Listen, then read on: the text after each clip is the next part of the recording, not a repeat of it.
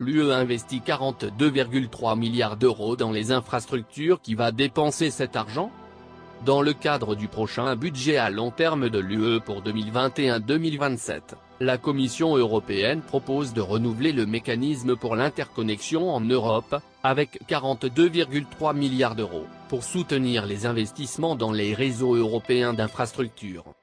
Pour les transports, sont prévus 30,6 milliards d'euros, 8,7 milliards d'euros pour l'énergie et pour le numérique 3 milliards d'euros. Cela représente une augmentation de 47% par rapport à 2014-2020, illustrant l'engagement de l'UE en faveur d'une union intégrée et bien connectée où les citoyens et les entreprises peuvent tirer pleinement parti de la libre circulation et du marché unique. Pour 2021-2027, la Commission propose de renforcer la dimension environnementale du mécanisme pour l'interconnexion en Europe, avec un objectif de 60% de son budget contribuant aux objectifs climatiques. Cela contribuera à renforcer l'union de l'énergie, à remplir les engagements de l'UE dans le cadre de l'accord de Paris et à consolider le leadership mondial de l'Europe dans la lutte contre le changement climatique. Maro Sefcovic, vice-président chargé de l'Union de l'énergie, a déclaré « Depuis l'accord de Paris, il est impératif de créer des liens entre les différents secteurs ».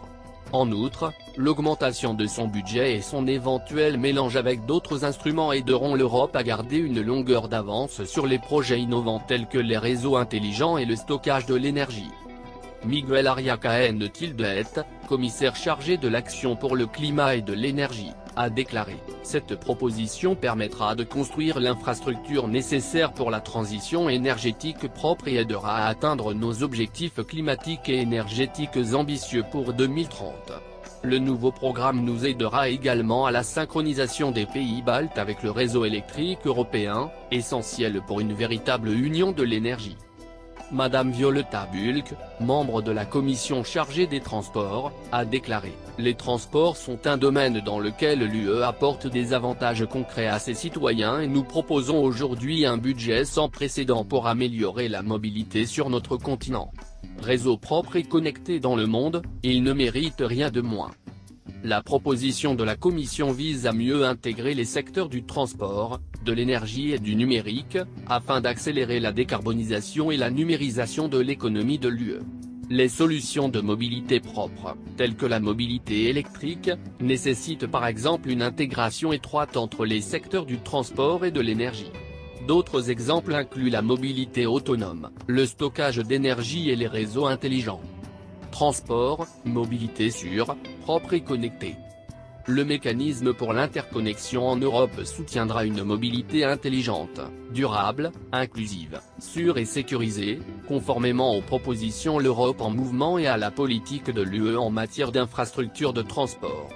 Il contribuera par exemple à la décarbonisation des transports en donnant la priorité à des modes de transport plus respectueux de l'environnement, tels que le transport ferroviaire, et au développement de points de recharge pour les carburants alternatifs.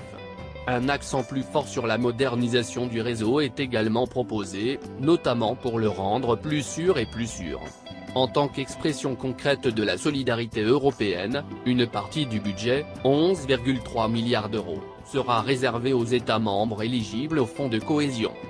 Pour la première fois, le mécanisme pour l'interconnexion en Europe soutiendra également les infrastructures de transport à double usage civilo-militaire avec 6,5 milliards d'euros.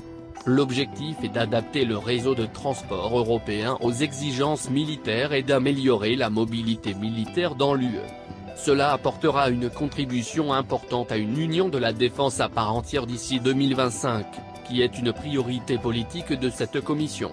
La proposition d'aujourd'hui tient compte de la communication conjointe de novembre 2017 et du plan d'action de mars 2018. 2. Énergie, abordable, sûre et durable. Dans le secteur de l'énergie, le nouveau mécanisme pour l'interconnexion en Europe permettra la création d'une véritable union de l'énergie et soutiendra la transition énergétique conformément aux objectifs des propositions sur l'énergie propre pour tous les Européens. Cela permettra à l'Europe de rester leader dans la transition énergétique propre, conformément à la priorité politique de la Commission Juncker de devenir le leader mondial des énergies renouvelables. À cette fin, un nouveau volet du budget encouragera la coopération des États membres dans le domaine des projets transfrontaliers de production d'énergie renouvelable, afin de promouvoir l'adoption stratégique de technologies d'énergie renouvelable prêtes à être commercialisées. Le programme continuera également à soutenir les principales infrastructures des réseaux transeuropéens, permettant une plus grande intégration du marché intérieur de l'énergie, renforçant l'interopérabilité des réseaux transfrontaliers et sectoriels, facilitant la décarbonisation et garantissant la sécurité de l'approvisionnement énergétique. 3.